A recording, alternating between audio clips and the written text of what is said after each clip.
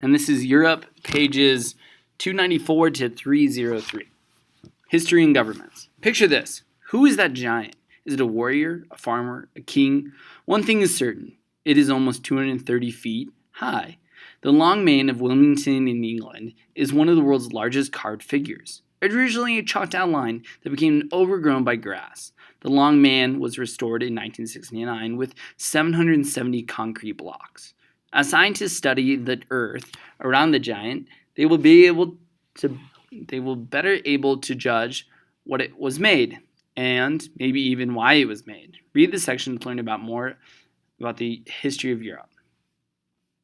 Ancient Europe. Main idea. Ancient Greece and Rome laid the foundations of Europe's civilization. The story of European civilization begins with the ancient Greeks and Romans, more than 2,500 years ago. These people settled near the Mediterranean Sea. Eventually, their culture spread throughout Europe and beyond. Even today, the influence of classical world means ancient Greece and Rome lingers. Ancient Greece. Physical geography naturally shaped the development of ancient Greece. The people felt deep ties to land, which is ruggedly beautiful. At the same time, Greece's many mountains, islands, and the surrounding seas isolated early communities and kept them fiercely independent. The earliest Greek civilizations began among farming and fishing peoples who lived near the Aegean Sea. These civilizations became wealthy through their trade.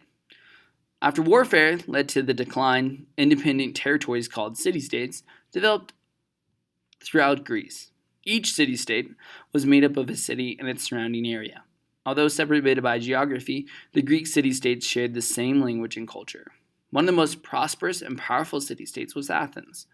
The people of Athens introduced the world's first democracy, a political system in which all citizens share in running the government.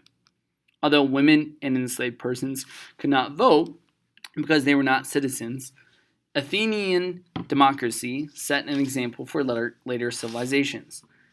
Learning and the arts also thrived in Athens. Among the city-state's greatest thinkers were Socrates, Plato, and Aristotle. Their ideas about the world and humankind had major influences on Europe. During the mid-300s BC, warfare weakened the Greek city-states. Soon an invader from the north, Philip II of Macedonia, conquered Greece.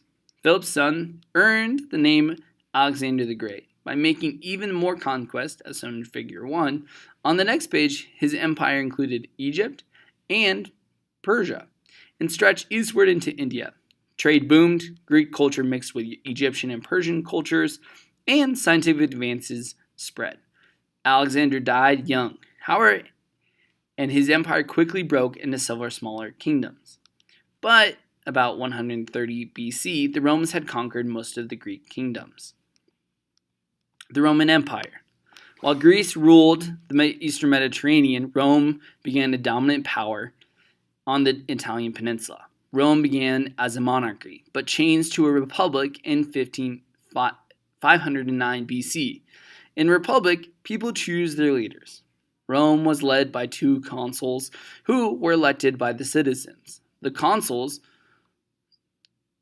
reported to and were advised by the Senate, an assembly of rich landowners who served for life. One of the government's great achievements was the development of a code of laws, written on a bronze tablets known as the 12 Tables. The laws stated that all free citizens had the right to be treated equally. Rome law led to standards of justice still used today. For example, a person was regarded as innocent until proven guilty. Also, judges were expected to examine evidence in a case. About 200 BC, Roman armies began seizing territory throughout the Mediterranean region. Instead of ruling only by force, though, the Romans allowed many of the people they conquered to become Roman citizens. By granting people citizenship, the Romans were able to build a strong state with loyal members. As the Roman Republic expanded, it evolved into a massive Roman Empire. The first emperor, all-powerful ruler, was Augustus, who gained the position in 27 BC. His rule brought order to Rome's vast lands. This period, called the Pax Romana, was a time of peace, artistic growth, an expanding trade that lasted about 200 years. Christianity. During the Pax Romana, Christianity was developed in Palestine and the eastern part of the Roman Empire.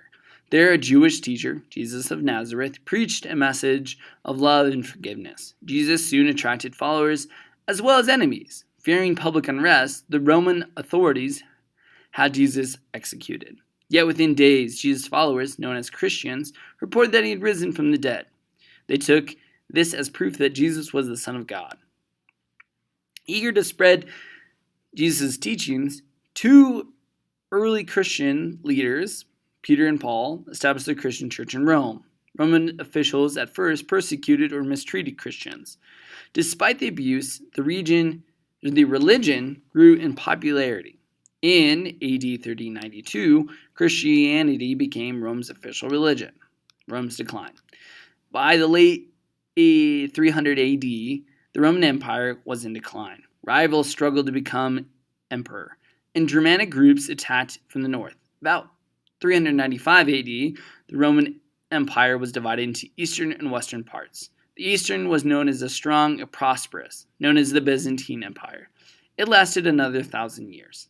The western part was occupied by the Germanic groups, and in 476 AD, Germanic leaders overthrew the lost empire in Rome and brought the Western Roman Empire to an end. Despite its fall, Rome had great influence on Europe and the West. It helped spread classical culture and Christianity. Roman law had shaped the legal system in many countries. The Roman idea of republic later influenced the founders of the United States. The Latin language of Rome became the basis for many modern European languages, known as the Romance languages, such as Italian, French, and Spanish. Ancient Rome also influenced architectural styles in the Western world. For example, the U.S. Capitol and many other buildings have domes and arches inspired by Roman architecture. Expansion of Europe. After Europe's fall, Europe entered the Middle Ages, a 1,000-year period between ancient and modern times. Christianity strongly influenced society during this period. In the late 1300s, though, interest in education, art, and science exploded. Questions began to arise about early beliefs and practices. By the 1500s, Europe was experiencing changes that gave birth to the modern period. A Christian Europe. During the Middle Ages, Christianity held a certain place in people's lives.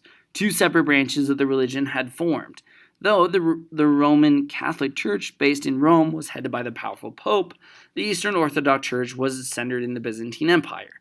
The Roman Catholic Church spread Roman culture and law to the Germanic groups living in the Western and Central Europe. In Eastern Europe, the Byzantine Empire was passed on Eastern Orthodoxy and Greek and Roman culture to Slavic groups. The Middle Ages.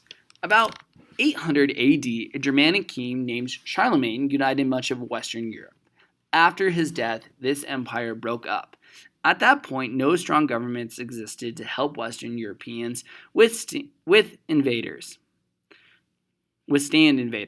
To bring order, a new political and social system rose by the 1000s. Under the system called feudalism, kings gave lands to the nobles in turn provided military service, becoming knights or warriors for the king. As romantic as this might sound, life was hard for the masses. Most Western Europeans were poor peasants. They farmed the lands of kings, nobles, and the church leaders, who housed and protected them, but who also limited their freedom through crusades. In feudal times, the Christian faith united Europeans. Yet, the religion of Islam, founded in the 600 ADs by the Arab named Muhammad, was on the rise. Followers of Islam, called Muslims, spread through Southwest Asia to North Africa and parts of Europe. They also gained control of Palestine, alarming Christians who considered this the Holy Land. Beginning in the 1000, nobles from Western Europe gathered volunteers into large armies to win back the Holy Land. These religious wars, called the Crusades, were only partly successful. Muslims eventually recaptured much of the region. The Crusades, however, had a major impact on Europeans. goods began to flow more steadily between Europe and Muslim lands. This trade benefited European kings who taxed the goods that crossed their borders. Kings also took over the land from the nobles who left to fight in the Crusades. As a result, feudalism gradually withered, and Europe's kingdoms grew stronger and larger. Many of them later became modern European nation-states. A nation-state is a country made up of people who share a common culture and history. Muslim-Christian conflict arose again in Spain in the late 1400s. Since the 700 AD, Muslim groups had controlled parts of Spain in what became known as the Reconquest. Spanish rulers forced out Muslims and united the country in 1492. Meanwhile, in the 1300s, people all across Europe were battling a frightful disease, the bubonic plague, or Black Death, spread rapidly and killed perhaps a third of Europe's population. One conquest was a shortage of labor. Although the shortage hurt the economy, it helped workers earn higher wages and gain more freedom in this way. The Black Death became another force that weakened feudalism. The Renaissance. As part of Europe recovered from the Black Death, interest in art and learning revived. Ways to thinking changed much between 1350 and 1550. This period is called the Renaissance, from the French word for rebirth. The Renaissance thrived in Italian states, such as Florence, Rome, and Venice. Merchants in these city-states also gained great wealth through trade in Asia and the Mediterranean world. Then they used this wealth to support scholars and artists. Poets, sculptors, and painters such as Michelangelo and Leonardo da Vinci created stunning masterpieces. People also took an interest in the cultures of ancient Greece and Rome. Another important element of the Renaissance was humanism, a way of thinking that gave importance to the individual and human society. Humanism held that reason as well as faith was a path to knowledge. Over time, Renaissance ideas and practices spread from Italy to other parts of Europe. The Reformation. During the 1500s, the Renaissance idea of humanism led to people to think about religion in a new way. Some people felt that there were problems in the Roman Catholic Church that needed to be corrected. In 1517, Martin Luther, a German religious leader, set out to reform or correct certain church practices. The Pope in Rome, however, did not accept Luther's idea, and Luther broke away from the Roman Catholic Church. Luther's ideas sparked a religious movement called the Reformation, which led to the new form of Christianity called the Protestantism. By the mid-1500s, different Protestant groups dominated Northern Europe. While the Roman Catholic Church remained strong in Northern Europe, wars between Roman Catholics and Protestants soon swept through Europe. Reformation thus shattered the religious unity of Europeans. It also strengthened the power of monarchs. As the authority of the church leaders was challenged, kings and queens claimed more authority for themselves. European explorations. As Europe's kingdom grew stronger, European seafarers began a series of ocean voyages that led to a great age of exploration and discovery.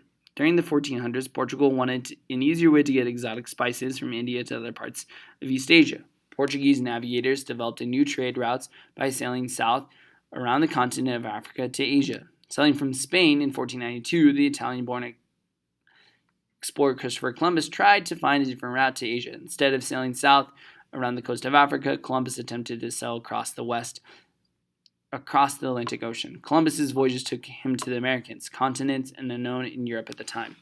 Quick pause really quickly.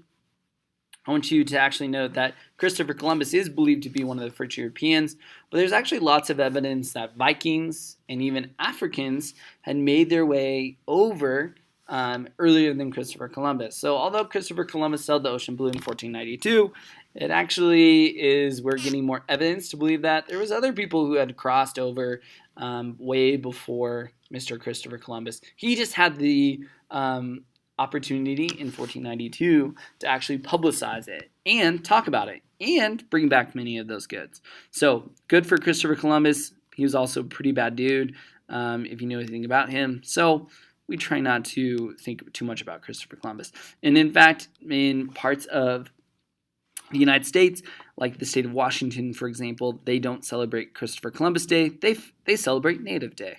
So just a little idea and something to know. Here we go. Let's keep going. In the Americas, Spain found gold and other resources and grew wealthy as a result of its overseas expeditions. Its success made other European countries such as England, France, and the Netherlands eager to send forth their explorers. Conquest followed these voyages. Europeans began founding colonies and overseas settlements in the Americas, Asia, and Africa. Trade with colonies brought Europe great wealth and power. Sadly, though, the Europeans often destroyed the local cultures and their lands that they claimed. We're going to stop here for ancient Europe, and then we're going to continue on for modern Europe.